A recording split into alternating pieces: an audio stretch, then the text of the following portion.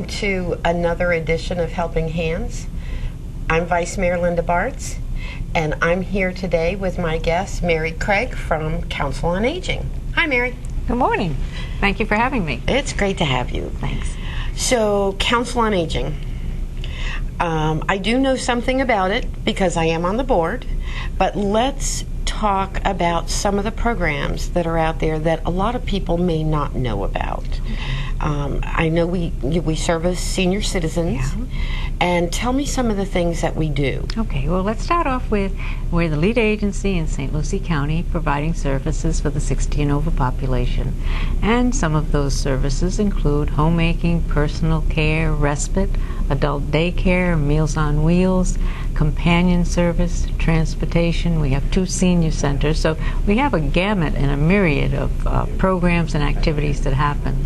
And you're able to service the whole county because you have those two locations. Exactly. We have a location at 1505 Orange Avenue in Fort Pierce on the northern end of the county, and we have our senior center at 2501 Southwest Bayshore Boulevard in Port St. Lucie. So we are serving the entire county, Linda.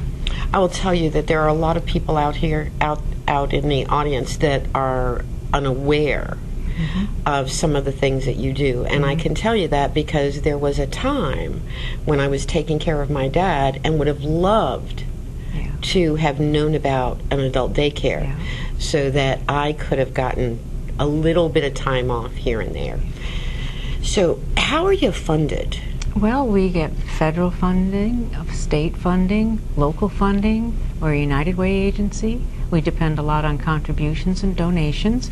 So all of that mixture helps us provide services and programs. Of course, as anybody knows, all of that kind of money is not so available anymore with reductions and cutbacks. So that puts us in a situation of certainly facing we have more needs than we have funding available for services. Unfortunately, there are waiting lists for many of the services, but we do, however, offer private pay for those individuals and families that feel that they can pay for services. But again, it's a challenge today. As you know, the services are somewhat limited, but the needs continue to grow. Absolutely. And of course, we have certainly our older senior, but we've got the whole baby boomer population coming into play here. So we have our younger senior who is going to be in need of services in some instances. It might be for themselves, but it also might be for a loved one. We have a lot of families, and we can talk a little bit about the adult daycare service, where a lot of families are still in the workforce, but they're caring for a loved one, whether it be a mom or a dad, an aunt or an uncle. And to not have them in a setting where they can socialize and nurture and be supervised is somewhat a little bit of a scary thought when you think of an elderly person who might be at home with not the ability to talk to anybody because no one is there, might not be able to do all of the preparation for meals. So we just feel that our service offers a social setting, a nurturing setting, socialization, and the communication that goes on among the seniors that attend our senior center is just wonderful. They can relate to each other. We have many programs from the outside that come in. We have guest speakers. We have a lot of school groups that come in with children. We have the Humane Society coming in. We also have activities and events for them. And so it's real family-oriented and, like I say, a very nurturing environment. It's obvious that you enjoy that. I do, Linda. This is a big year for you. Yeah. Tell me about that. Oh, we're so excited. The Council on Aging is celebrating its 40th anniversary. And the exciting part of that is when you think about 40 years ago and what our county's makeup was, and then you see it today and you see, oh my goodness, those needs are still out there. They've continued to grow. And the exciting thing about it is that the Meals on Wheels program was the first program that the Council on Aging implemented. And we had a small staff, small group of volunteers that looked at the needs in St. Lucie County, and lo and behold, there was a need 4 meals. And I can't tell you today, Linda, how much that program has grown. We're serving close to 500 meals a day, about half of those for home-delivered elderly people, and the other half is with the congregate dining at our 2 meal sites. And we also serve meals at the Buell Brown Center in Fort Pierce, and also supply the Alzheimer's Community Care Adult Daycare with their meals. So it's a busy, hectic program. But in reflection, when you think about 40 years ago, and that was the first program, it's just amazing. And 40 years, and it started with volunteers who saw a need. Certainly. And so many of our organizations have started where just a person or a couple of people see a need and act on it and put something together, and then it gets developed over the years, and working on funding and all of the things that are involved. But that was going to be a need that was going to be ongoing, and I don't see it ever stopping. And certainly with the families that we have now, where so many of the elderly moved down here and have left their families elsewhere, and they really need that socialization. And certainly Meals on Wheels and the transportation helps, but all of that together really helps them continue a good quality of life. Oh, it certainly does. Linda, that program alone not only provides the nutritional meal every day, Monday through Friday, for our seniors, but it also is a little bit of the social aspect of it, as you mentioned, where a lot of these individuals are living alone with no family, no friends, and so that Meals on Wheels driver is just the highlight of their day. Yes. They actually wait for them to come, and basically there are ears and eyes as well, because if something is just not quite right, they alert us and we can act on it. Otherwise, who would know? It's an incredible job, and I'm sure that they get as much out of it as that they're giving. So that's the kind of job to have, to be honest with you. It really is, and I think that all of us as staff members of the Council on Aging, when we've been called upon to help with the delivery of meals, there's not a staff member that isn't so willing to do it. It's just one of those enjoyable things that you feel so good about what you've done. And I might add, Linda, that we could not do it with our volunteers who volunteer not only in that program but our agency as well. We could not do all that we do without that support. Those Meals on Wheels volunteers, along with staff, nothing holds back those meals.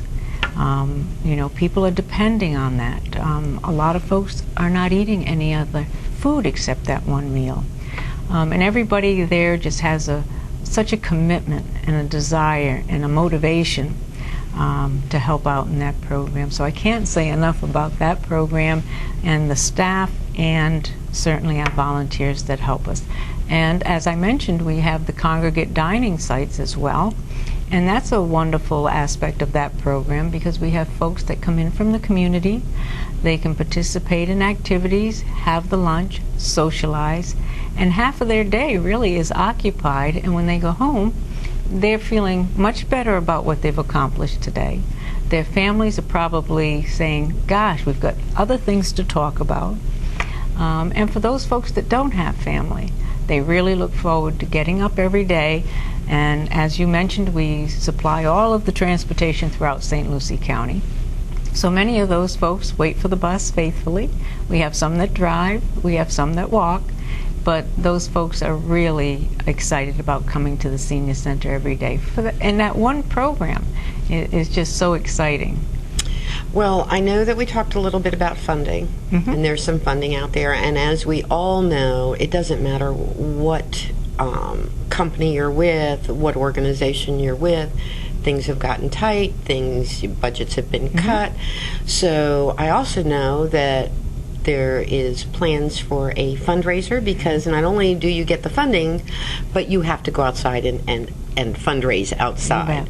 So tell me about the fundraiser that you have coming up. Well, this is our third annual Strike Out Hunger Bowl for Meals on Wheels, and we're very, very excited about this. It's one of the biggest fundraisers that we put on, and it's for the Meals on Wheels program, and it's going to be held at St. Lucie Lanes at 6759 South US 1 in Port St. Lucie, and we will be having that on February 16th.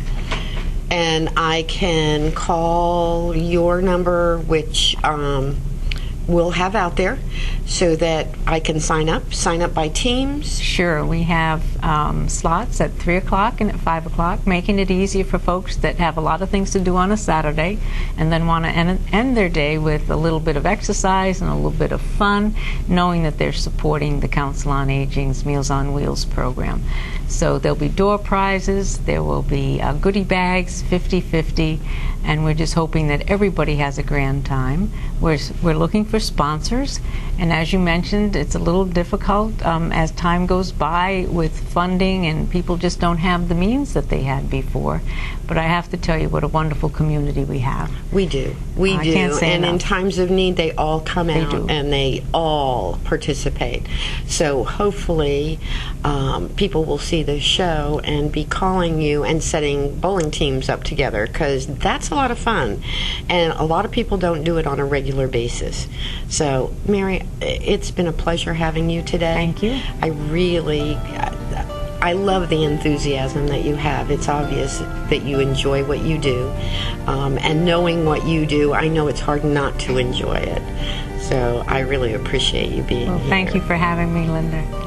And we'll be right back after this message.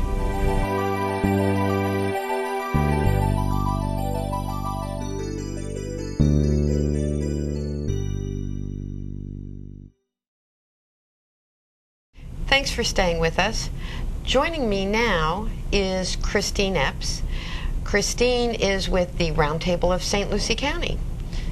Christine, welcome. And thank you so much for having me on the show, Linda.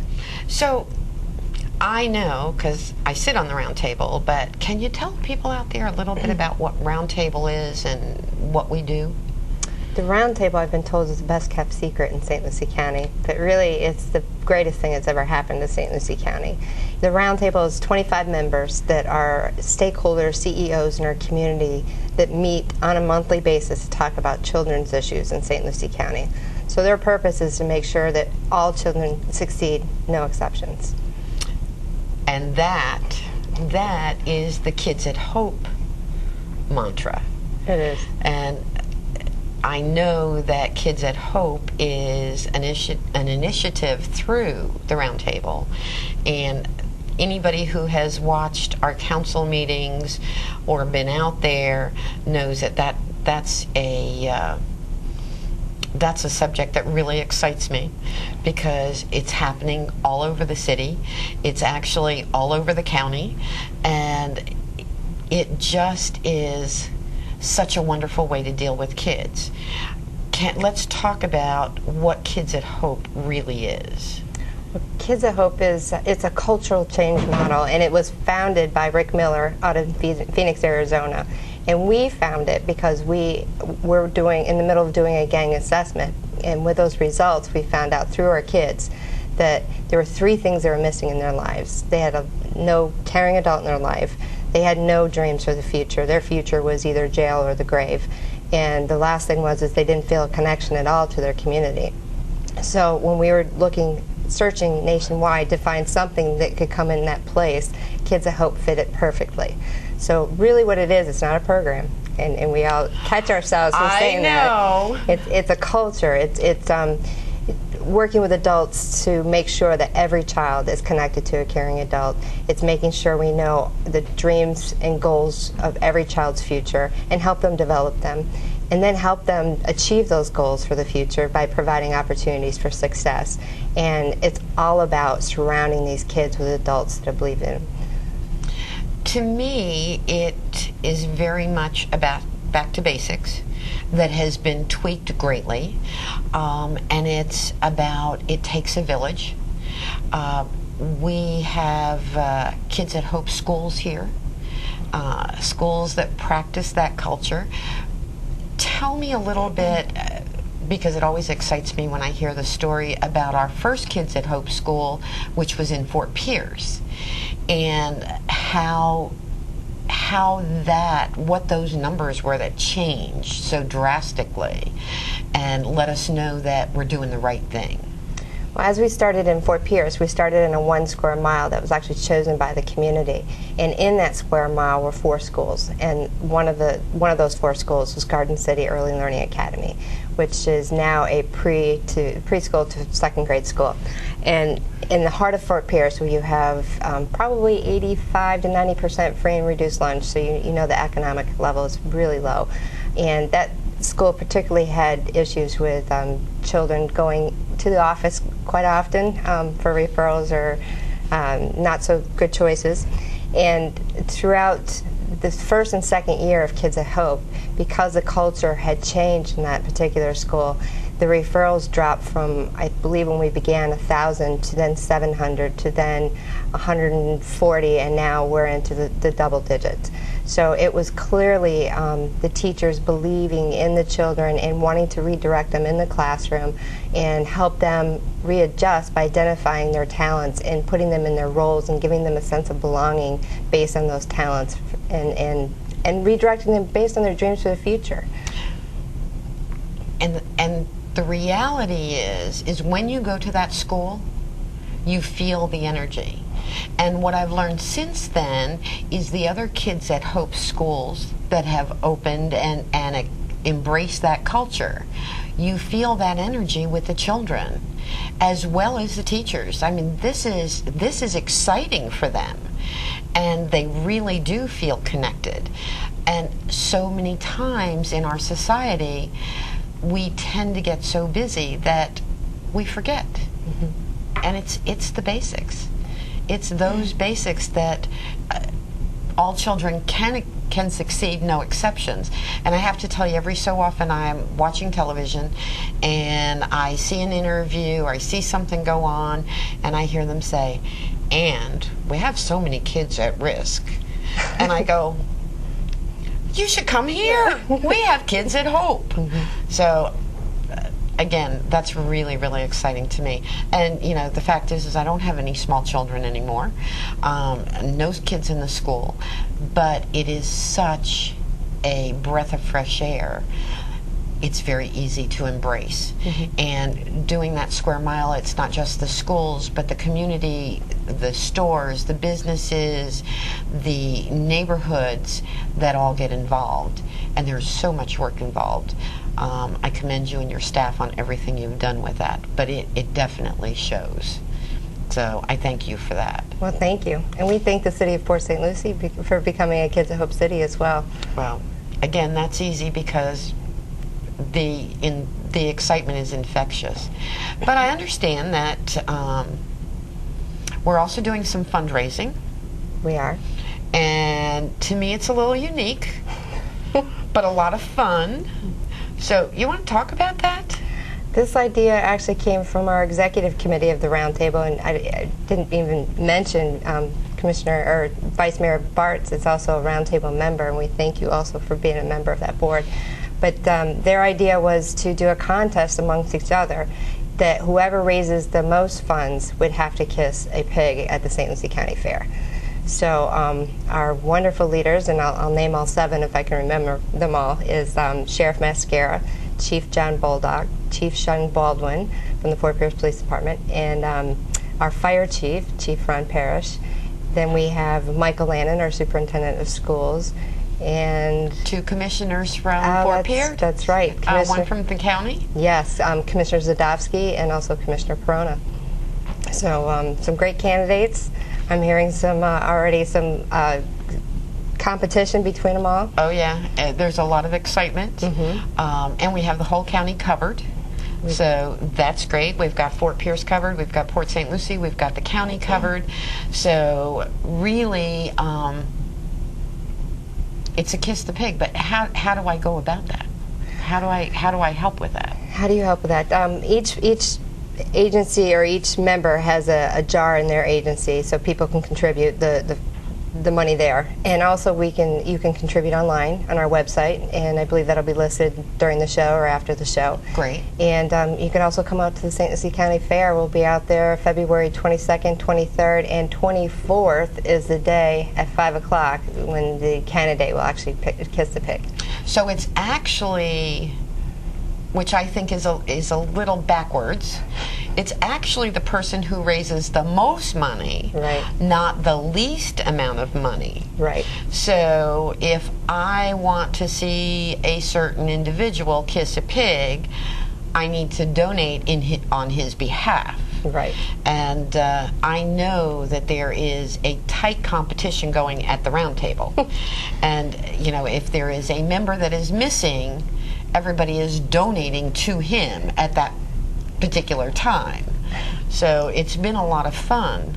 What do the funds go for? The funds go straight into Kids of Hope, and really, truly, it's about helping us build the capacity in this community to get the word out about Kids of Hope and to spread the culture to all adults here. So that requires a lot of training, and we need materials for that. But then, in addition to that, what we've also done is when we find a child that has identified talent, but certainly it doesn't have the money.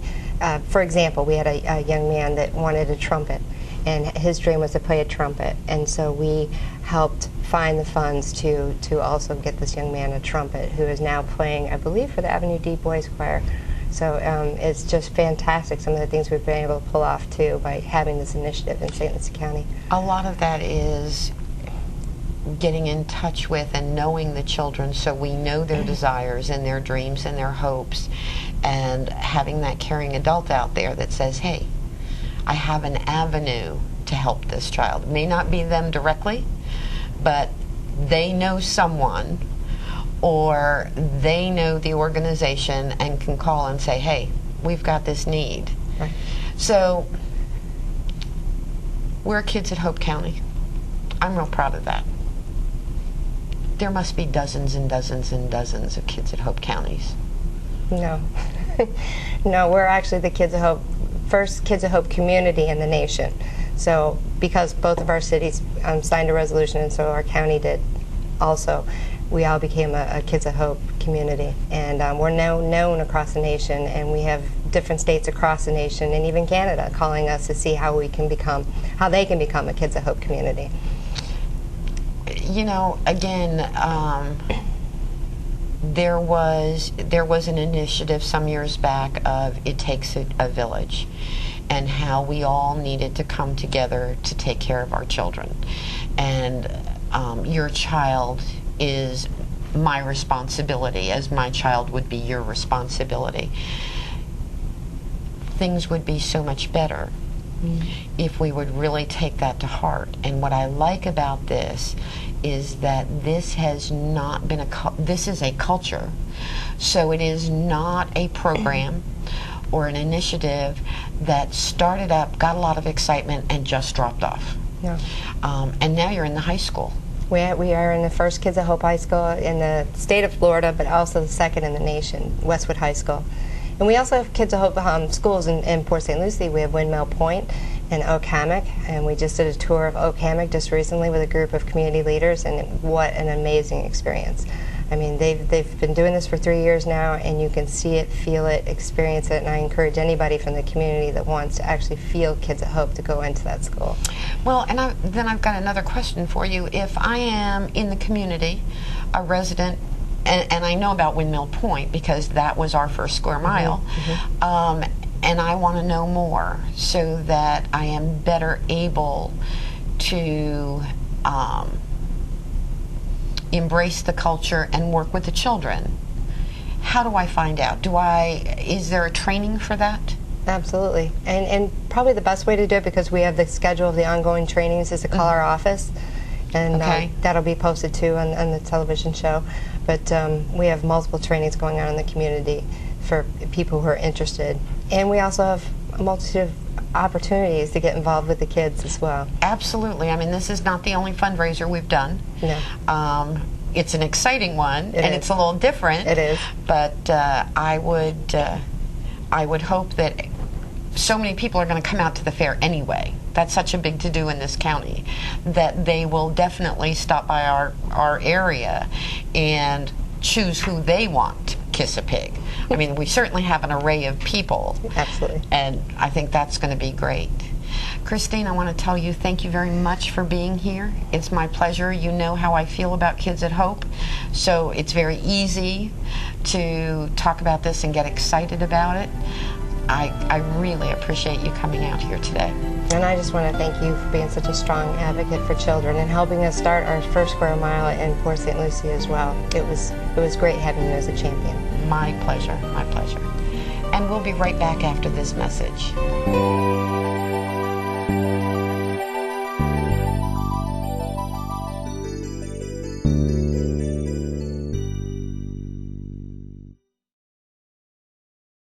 Thanks for joining me for this edition of Helping Hands.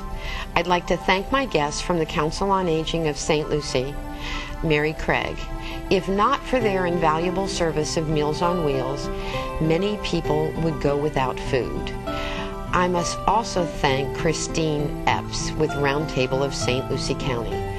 Please remember to come out to the St. Lucie County Fair on February 24th for the Kiss the Pig contest. You won't want to miss seeing which of our community leaders get to kiss the pig. I'm Vice Mayor Linda Bartz, and I hope to see you next time with more Helping Hands.